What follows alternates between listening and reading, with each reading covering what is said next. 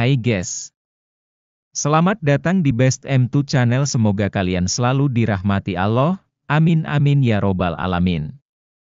Kali ini kita akan membahas kisah dan asal-usul Nabi Khidir. Siapa sebenarnya Nabi Khidir? Apakah sampai saat ini masih hidup? Mari kita bahas selengkapnya. Nama asli Nabi Khidir adalah Balya bin Malkan bin Falik bin Abir bin Salih bin Arfahsad bin Sem bin Nuh. Silsilah nama ini berasal dari pendapat Ibnu Abbas. Namun banyak pendapat yang lain.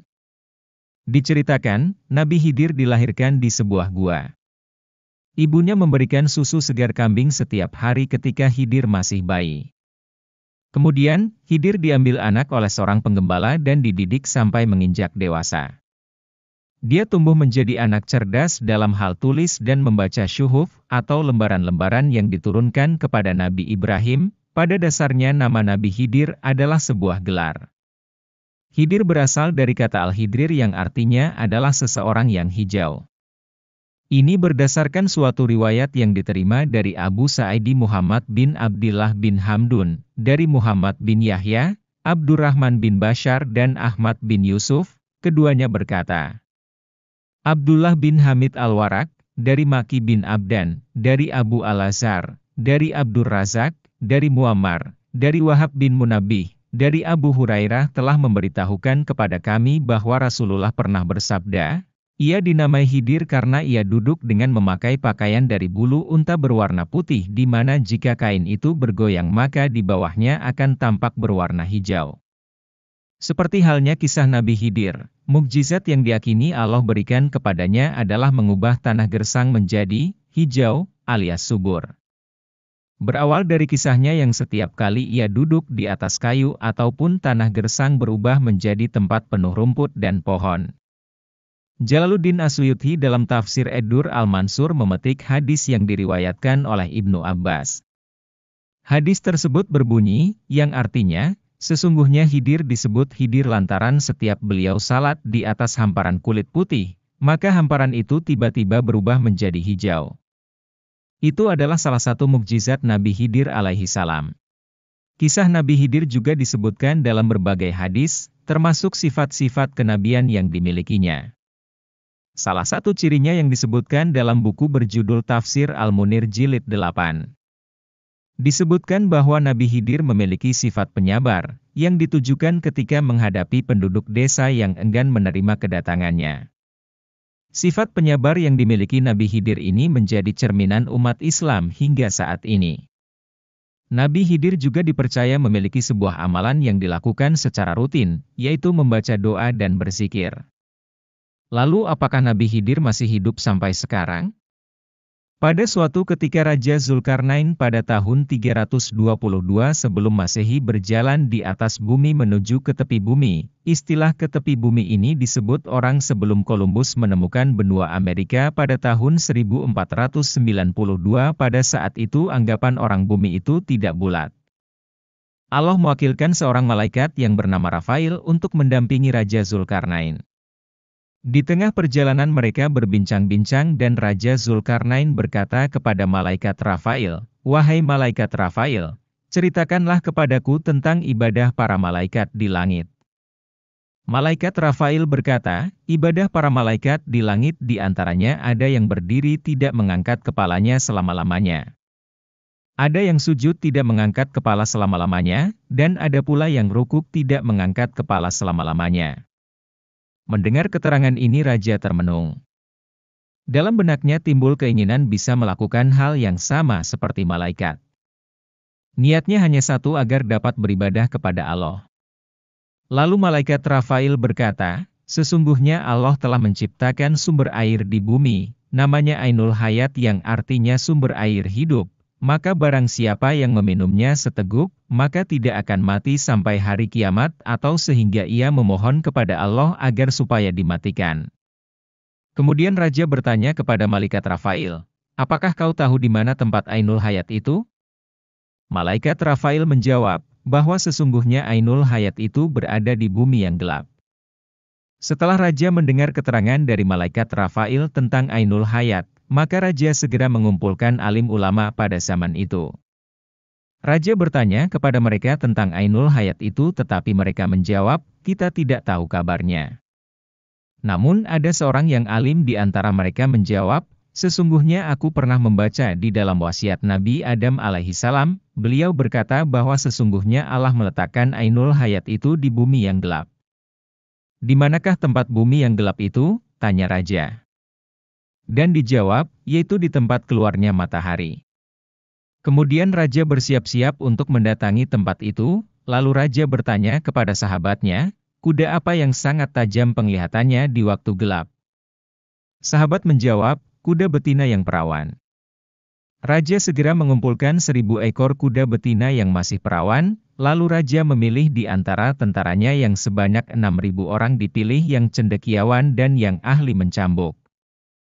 Di antara mereka adalah Nabi Khidir yang berjalan di depan pasukannya. Setelah menempuh perjalanan jauh, mereka jumpai dalam perjalanan bahwa tempat keluarnya matahari itu tepat pada arah kiblat.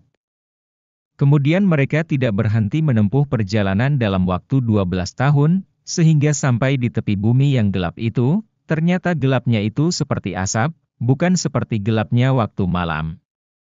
Seorang yang sangat cendekiawan mencegah raja masuk ke tempat gelap itu dan tentara-tentaranya berkata kepada raja, wahai raja, sesungguhnya raja-raja yang terdahulu tidak ada yang masuk ke tempat gelap ini karena tempat ini gelap dan berbahaya. Raja berkata, kita harus memasukinya, tidak boleh tidak. Ketika raja hendak masuk, mereka semua membiarkannya. Siapakah yang berani membantah perintah Maharaja yang disegani dunia barat dan dunia timur? Kemudian raja berkata kepada pasukannya, diamlah, kalian di tempat ini selama 12 tahun, jika aku bisa datang kepada kalian dalam masa 12 tahun itu maka kita pulang bersama, jika aku tidak datang selama 12 tahun maka pulanglah kembali ke negeri kalian.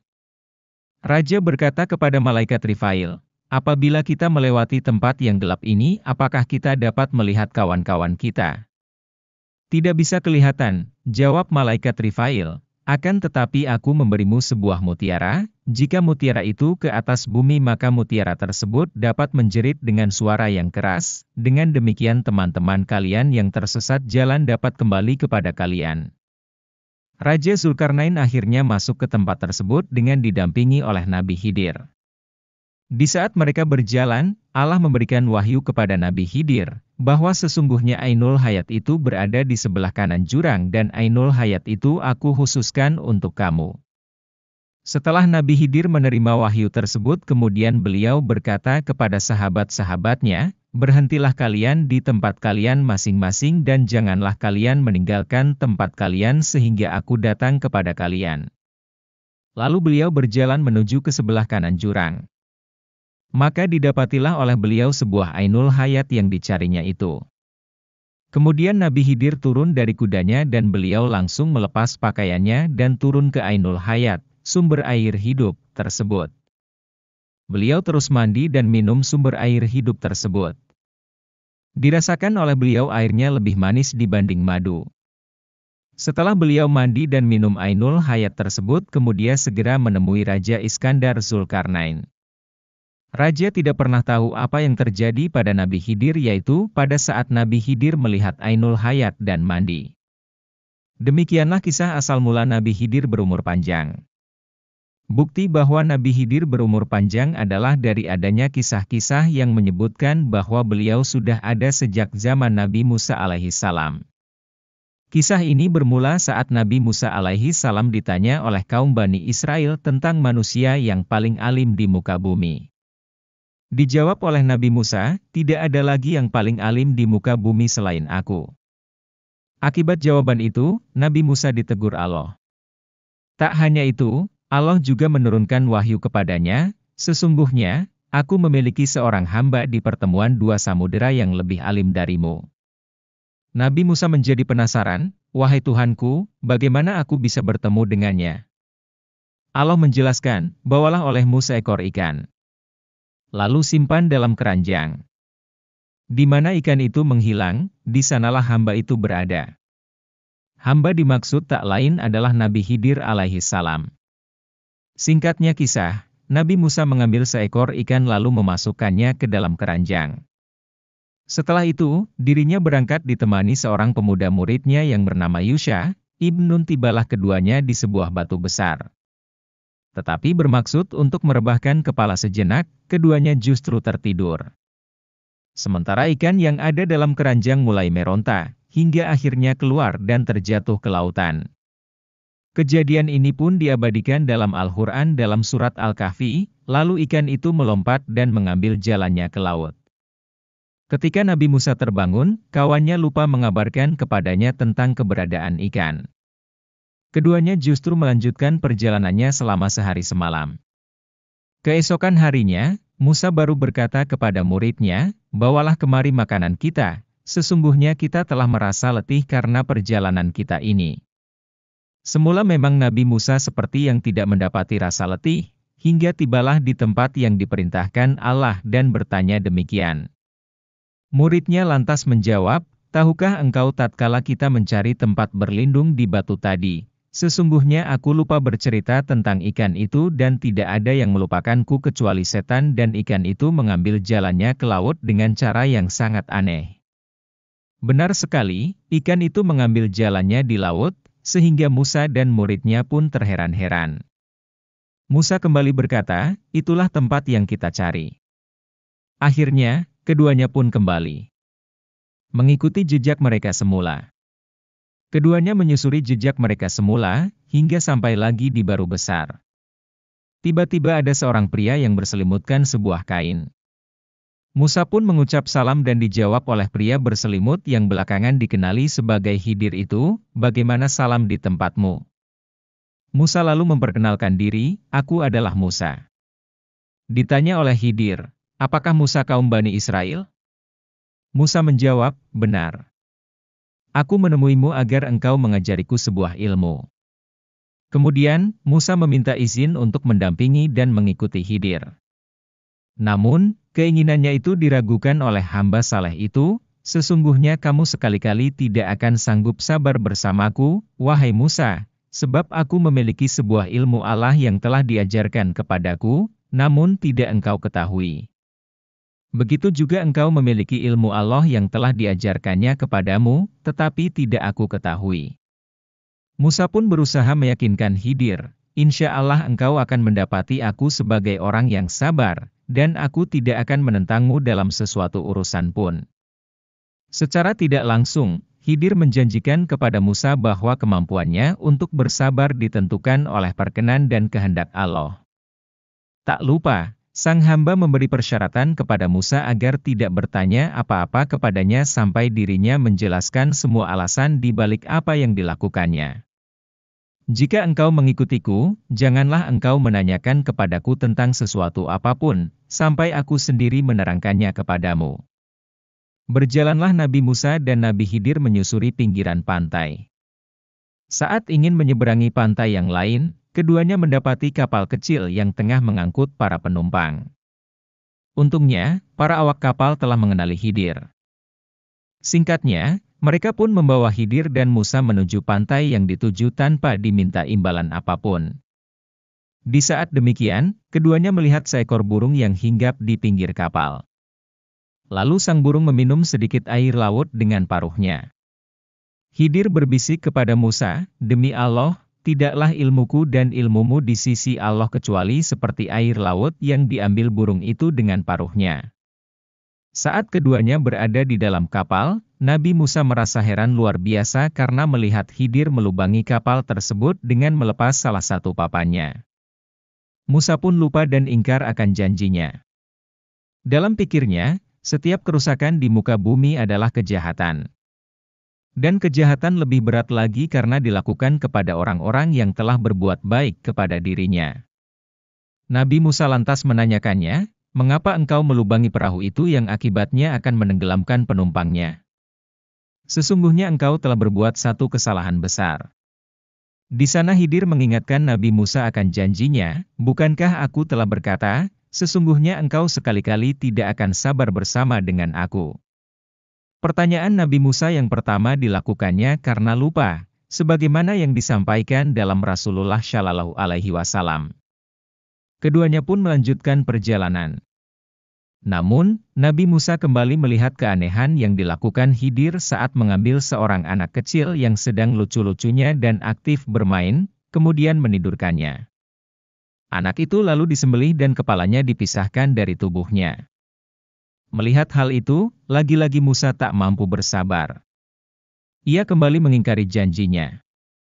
Padahal, dirinya tahu akan janji yang telah disampaikannya, mengapa engkau membunuh jiwa yang bersih, bukan karena dia membunuh orang lain. Sesungguhnya engkau telah melakukan suatu yang mungkar. Khidir pun melontarkan teguran yang sama kepada Musa, bukankah aku telah berkata, sesungguhnya engkau sekali-kali tidak akan mampu sabar bersamaku. Di sini Musa pun menyadari jika dirinya tidak akan mampu lama-lama menemani Khidir, sang hamba yang saleh itu. Ia tak kuasa melihat setiap kejadian yang dialaminya, sementara dirinya terdiam. Keadaan itu kembali kepada dua hal. Pertama, kembali kepada tabiat Musa. Sebagai sosok yang berjiwa pemimpin, Musa mungkin sudah terbiasa kritis atas setiap apa yang telah dilihatnya. Di saat yang sama, ia tidak terbiasa berdiam diri ketika melihat perkara yang tidak disukainya. Kedua, syariat Musa tidak membenarkan pembunuhan terhadap seorang anak, kemudian membiarkan pembunuhnya, bagaimanapun keadaan pelakunya. Artinya, dalam hal ini, Nabi Musa mengakui kesalahan yang dilakukannya terhadap Khidir. Karenanya, ia kembali meminta kesempatan yang ketiga dan berjanji, jika kembali bertanya sesuatu, dirinya berhak untuk berpisah dan ditinggalkan Khidir. Mereka pun melanjutkan perjalanan sampai di suatu kampung yang penduduknya kikir. Mereka berdua mencari orang-orang yang berkenan menjamu. Namun, tidak mendapatinya seorang pun. Meski demikian, Khidir tetap memperbaiki sebuah dinding rumah di kampung tersebut yang nyaris roboh. Lagi-lagi merupakan perkara aneh. Mereka diketahui sebagai kaum yang kikir, namun Khidir mau memperbaiki dinding rumah mereka tanpa mendapat imbalan apapun.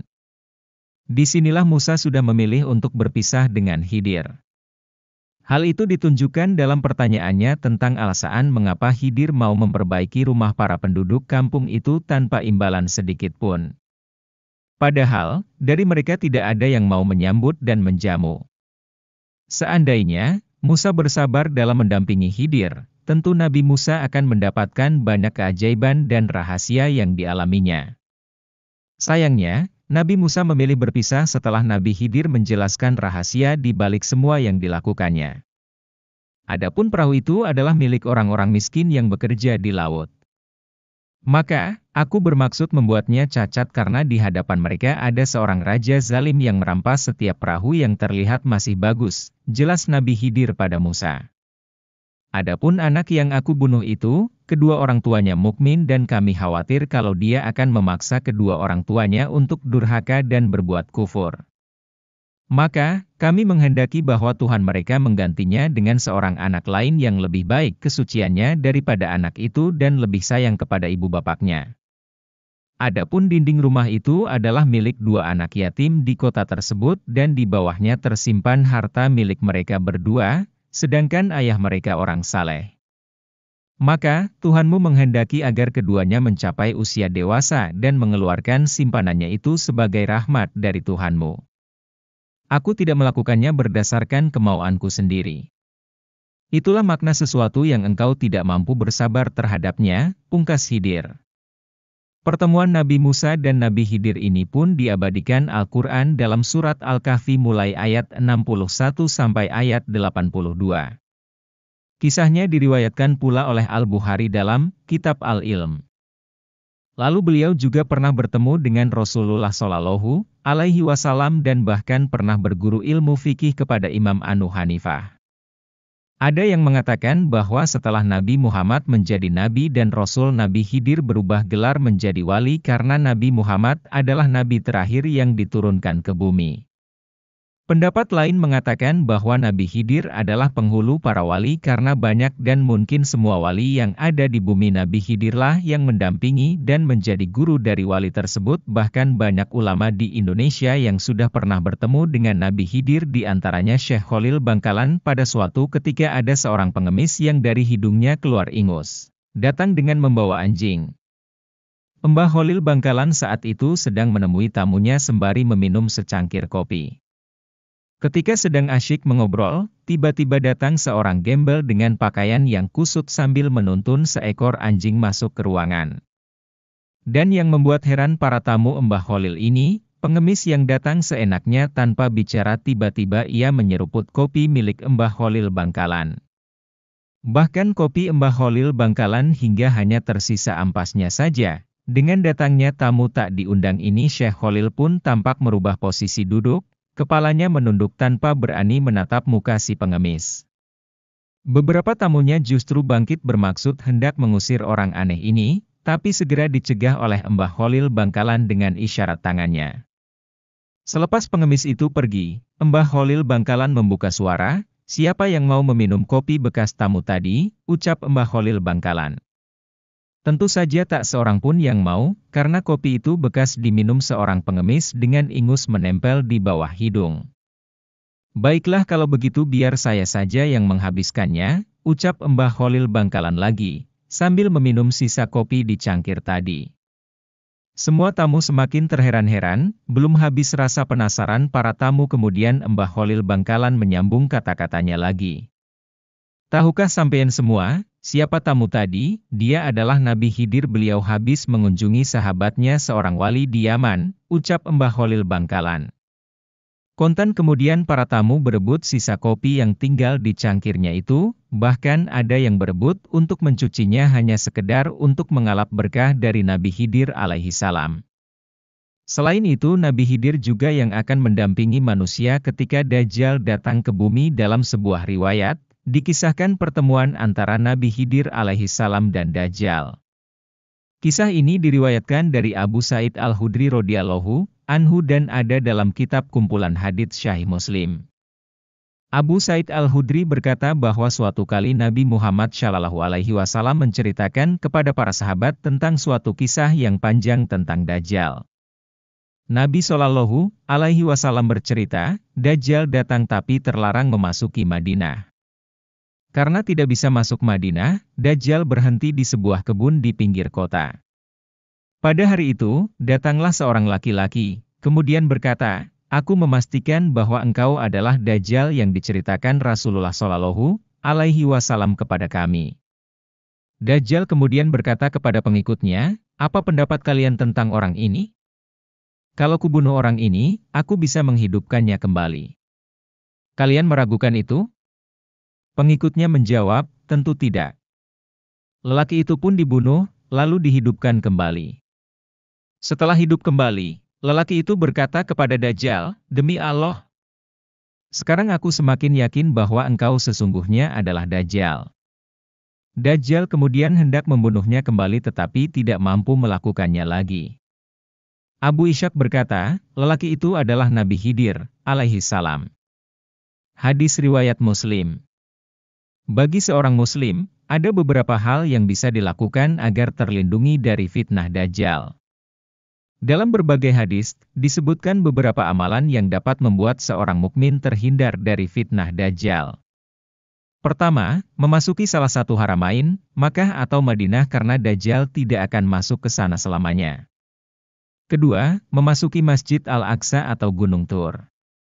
Sebagian ulama berpendapat bahwa Makkah dan Madinah itu ada di dalam dirimu yakni hati dan pikiranmu. Ketika hati dan pikiranmu selalu ada Allah maka Dajjal tidak akan masuk dan kamu akan selamat dari fitnah Dajjal. Semoga kita terhindar dari fitnah Dajjal, amin. Lalu di manakah Nabi Khidir berada saat ini? Dikutip dari berbagai sumber, di dalam kitab Al-Asrar Rabbaniyah wal Fuyudatur Rahmaniyah, karya Syekh Ahmad Syawi Al-Maliki halaman 5 diterangkan yang artinya sebagai berikut, telah berkata guru dari guru-guru kami, Sayyid Mustafa Al-Bakri di dalam kitab tafsirnya bahwa, sesungguhnya Nabi Khidir dan Nabi Ilyas alaihissalam hidup kekal sampai hari kiamat. Ketika siang hari Nabi Khidir alaihissalam berkeliling di sekitar lautan sambil memberi petunjuk kepada orang-orang yang tersesat di lautan. Sedangkan, Nabi Ilyas berkeliling di sekitar gunung-gunung sambil memberi petunjuk kepada orang-orang yang tersesat di gunung-gunung. Inilah kebiasaan mereka di waktu siang hari. Sedangkan di waktu malam hari mereka berkumpul di Bukit Yajuj wa Ma'juj dan mereka menjaganya. Wallahualam bishawab, itulah tadi asal-usul dan kisah Nabi Khidir, semoga dapat menambah pengetahuan kalian semua tentang kemisteriusan Nabi Khidir. Wassalamualaikum warahmatullahi wabarakatuh.